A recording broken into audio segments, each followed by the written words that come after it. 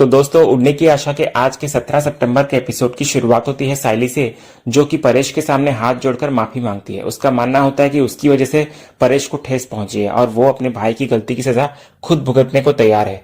लेकिन रिया और आकाश तुरंत साइली को रोकते हैं। दोनों उसे भरोसा दिलाते हैं कि इस गलती की जिम्मेदारी उसकी नहीं बल्कि दिलीप की है, इसलिए उसे अपराध बोध में डूबने की जरूरत नहीं है।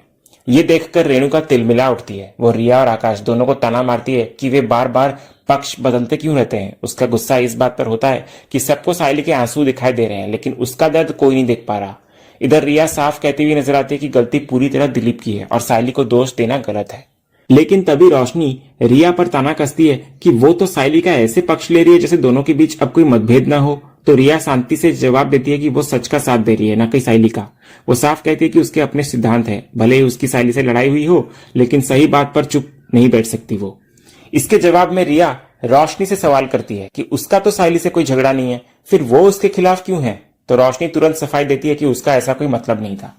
इसी दौरान अचानक पुलिस घर पहुंचती है। तो तेजस पुलिस को पूछता है कि क्या वो चोर पकड़ा गया। तो इस पर पुलिस बोलती है कि नहीं, क्योंकि इन जनाब ने यानी कि सचिन ने मुझसे कहा था कि ये एक फैमिली मैटर है। अगर रेणुका जी लिखित में दे देती हैं तो ये केस यहीं पर खत्म कर सकते हैं, वरना हमें दिलीप को गिरफ्तार करना पड़ेगा। तो ये सुनकर रेणुका गुस्से में फट पड़ती है। वो साफ कहती है कि वो किसी भी हालत में शिकायत वापस नहीं लेगी, क्योंकि दिलीप ने खुलेआम उसका सामान छीना और उसको धक्का दिया। उसका कहना होता है कि यह हरकत उसकी जान लेने की कोशिश भी हो सकती थी।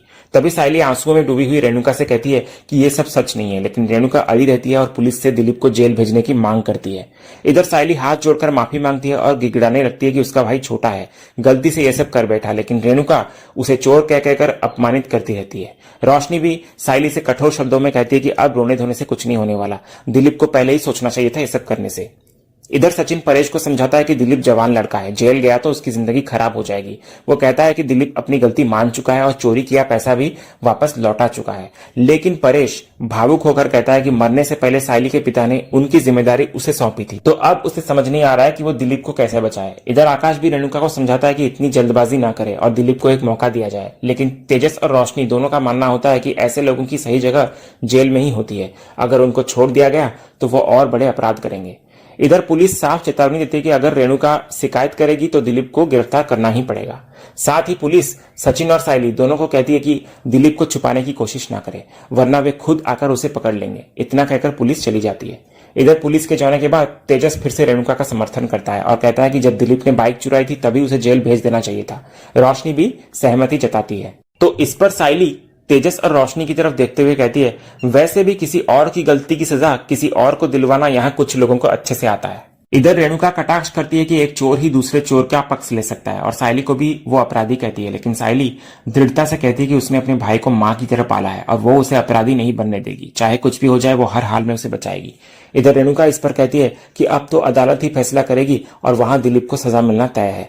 तो सचिन भी चुनौती स्वीकार करता है, कहता है कि अगर कोर्ट में जाना ही है तो वो भी देख लेगा कि क्या करना है। उसके बाद रेणुका सचिन को कहती है कि तुझे जो करना है कर ले, पर अभी के अभी साइली को इस घर से निकाल, मुझे नहीं चाहिए ये अपने घर पर। तभी परेश रेणुका से कहता है कि दिलीप की गलती की सजा तू उसे दे रही है, लेकिन यहाँ साइली की कोई गलती नहीं है, तो साइली यहाँ से कहीं नहीं जाएगी। तभी रिया भी परेश की बातों का समर्थन करते हुए कहती है कि अंकल बिल्कुल सही कह रहे हैं और भले ही मेरी वहीनी से कितनी भी लड़ाई हुई हो, मुझे ये जरूर पता है कि वो इस फैमिली की बहुत ज्यादा केयर करती है। तो इस पर रेणुका कहती है, ठीक है, तुम लोग भी मेरी बात कान खोलकर सुन लो, अगर ये लड़की साइली इस घर में रहेगी तो मैं अभी के अभी ये घर छोड़कर जा रही हूँ।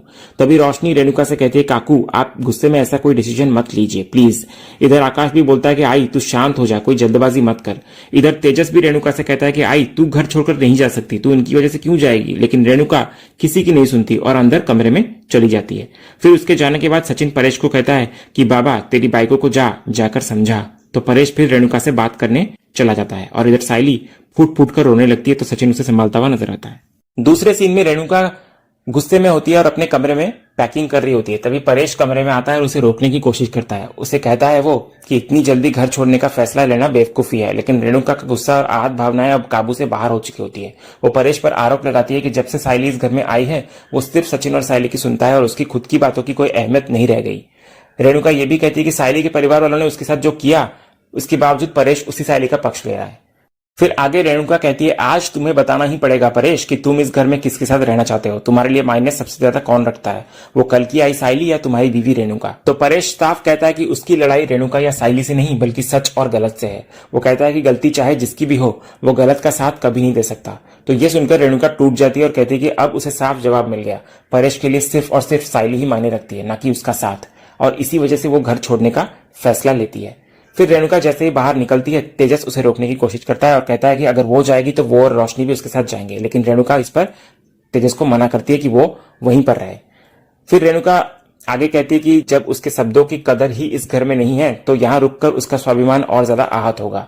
आकाश और रिया भी रेणुका को समझाने की कोशिश करते हैं कि ये घर उसी का है और उसे छोड़ने की जरूरत नहीं है, मगर रेणुका किसी की एक नहीं सुनती और गुस्से में बैग उठाकर घर से बाहर निकल जाती है। फिर घर छोड़ने के बाद अगला सीन शुरू होता है, जहां रेणुका गुस्से और आहत मन से अपने बैग लेकर सीधे शकुंतला के घर पहुंचती है। शकुंतला उसे अचानक देखकर हैरान हो जाती है और पूछती है कि वो इस वक्त यहाँ कैसे।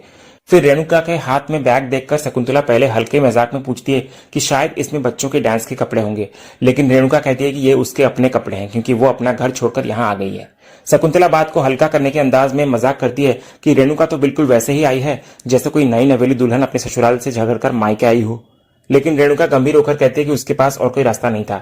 जब से परेश ने साइली को उस घर में लाया है तभी से उसका जीवन खराब हो गया है और वो अब ऐसे घर में नहीं रह सकती जहां उसकी इज्जत ना हो। इधर शकुंतला थोड़ी तंज कसते हुए कहती है कि उसे तो लगा था कि रेणुका साइली को घर से बाहर निकाल देगी, लेकिन यहाँ तो खुद रेणुका को ही बाहर आना पड़ा। फिर शकुंतला आगे उत्सुक होकर असली वजह पूछती है। इस पर रेणुका पूरी कहानी बताने लगती है। उसने परेश को साफ कहा था कि या तो घर में साइली रहेगी या फिर वो, लेकिन परेश ने साइली को निकालने से मना कर दिया। इसी वजह से वो खुद घर छोड़कर यहाँ आ गई है। शकुंतला हंसी मजाक में पूछती है कि यह नाराजगी कितनी देर की है, आधा घंटा, 2 घंटा या फिर कुछ समय। लेकिन रेणुका इस पर भड़क जाती है और कहती है कि यह कोई मजाक नहीं है। जब तक साइली इस घर में है वहां वो कदम नहीं रखेगी, क्योंकि उसे बिल्कुल भी वो बर्दाश्त नहीं कर सकती।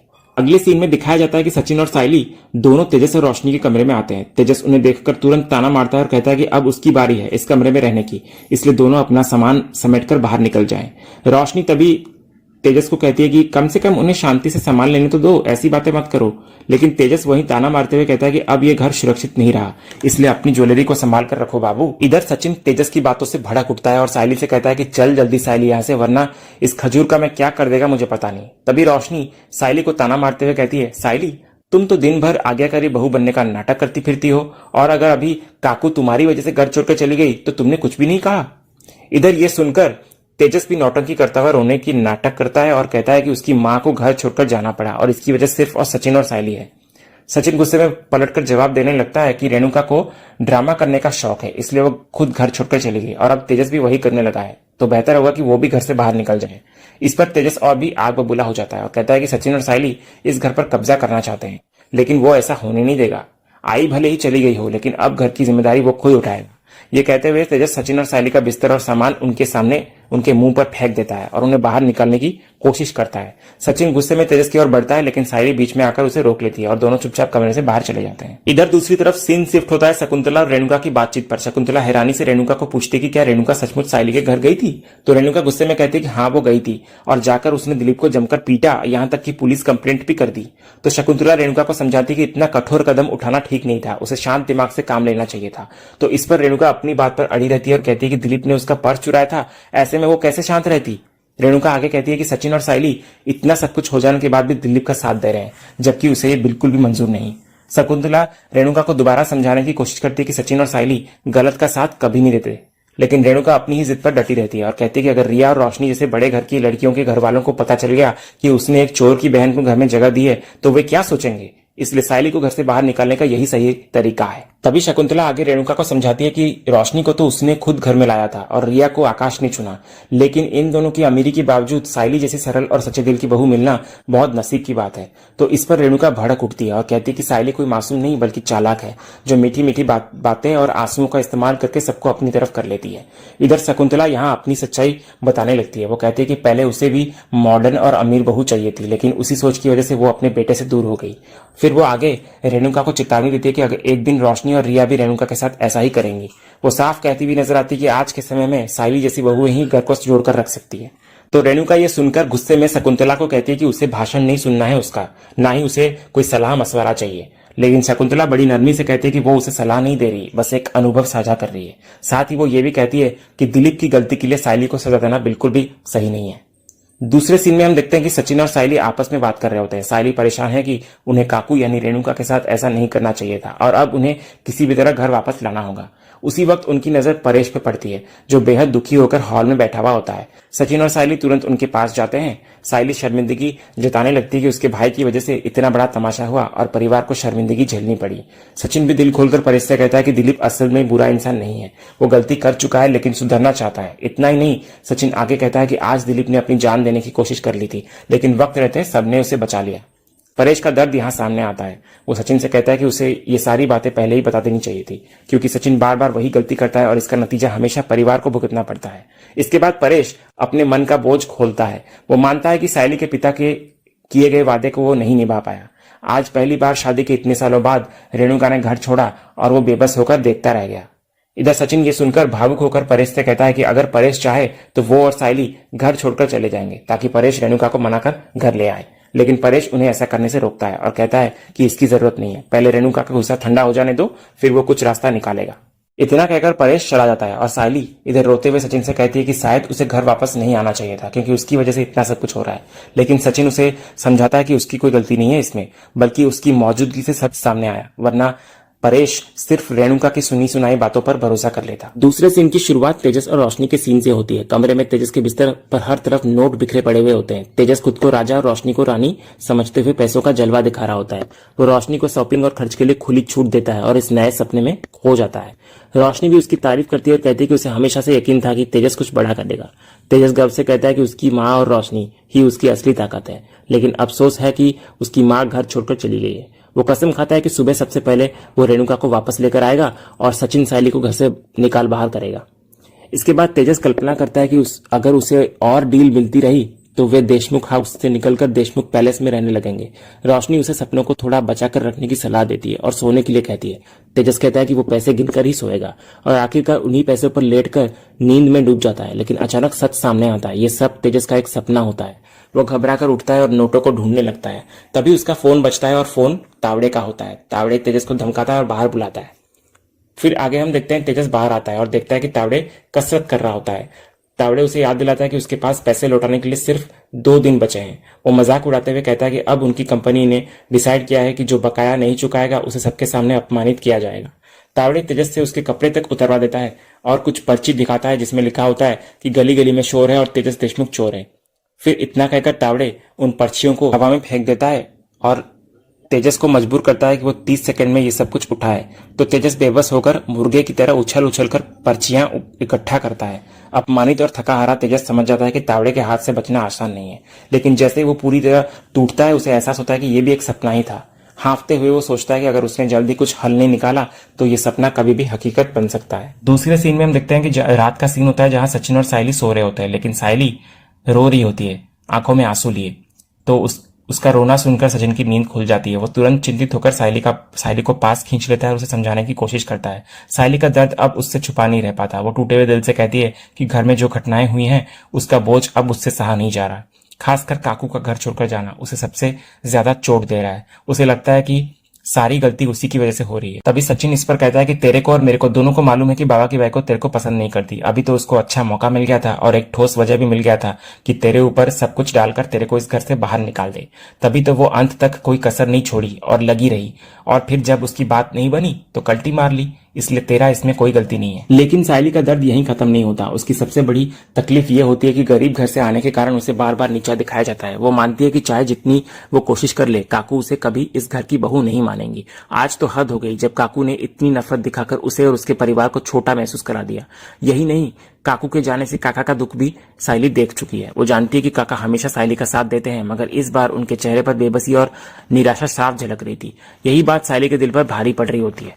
तो सचिन फिर साइली को तसल्ली देता है। वो कहता है कि उसके बाबा हमेशा सच का साथ देते हैं और इस बार भी वे दिलीप की गलती के खिलाफ खड़े हुए हैं। ये मुद्दा साइली का नहीं बल्कि सही गलत का है। तो साइली फिर भी सोचती है कि घर का माहौल बिगड़ने की असली वजह वही है। उसे लगता है कि अगर वो घर छोड़ दे तो शायद काका और काकू के बीच के रिश्ते सुधर सकते हैं। तो सचिन इस बात पर नाराज हो जाता है। वो साफ कहता है कि सायली का जाना किसी भी समस्या का हल नहीं होगा। उसने बचपन से अपने माता पिता के रिश्ते ऐसे ही देखे हैं, कभी मेल कभी टकराव। और सच्चाई यह है कि उसकी माँ तो उसे पहले से ही पसंद नहीं करती, बाकी बहुओं से भेदभाव करती है। ये उनका स्वभाव है और इसे कोई बदल नहीं सकता। सचिन सायली को समझाता है कि कुछ लोग कभी नहीं बदलते, चाहे कितने भी प्रयास कर लो। फिर सचिन आगे साफ करता है कि वो अपने बाबा को छोड़कर कहीं नहीं जाने वाला। उसका अपने पिता से गहरा लगाव है, इतना कि मामूली बुखार में भी बाबा सबसे पहले उसे ही याद करते हैं। यही रिश्ता उसे कभी भी अपने पिता से दूर नहीं होने देगा। वो आगे सायली से कहता है कि घर छोड़ने का ख्याल वो अपने दिमाग से निकाल दे, चाहे हालात जैसे भी हो। वो अपने बाबा को कभी अकेला नहीं छोड़ने वाला। इतना कहकर सचिन आगे सायली को गले लगाकर उसे शांत कराता हुआ नजर आता है। और इसी भावनात्मक पल के साथ आज का ये एपिसोड यहीं खत्म होता है। तो दोस्तों, आज का वीडियो आपको कैसा लगा कमेंट के जरिए हमें जरूर बताइएगा, और कमेंट में हाइप करना भी मत भूलिएगा। और वीडियो को लाइक भी कीजिएगा, शेयर भी कीजिएगा, सब्सक्राइब करना तो बिल्कुल भी मत भूलिएगा, ताकि ऐसे ही रोज लेटेस्ट एपिसोड के अपडेट्स आप टेलीविजन से पहले पा सकें। तो मिलते हैं हम एक नए एपिसोड के रिव्यू में। तब तक के लिए स्वस्थ रहें, मस्त रहें।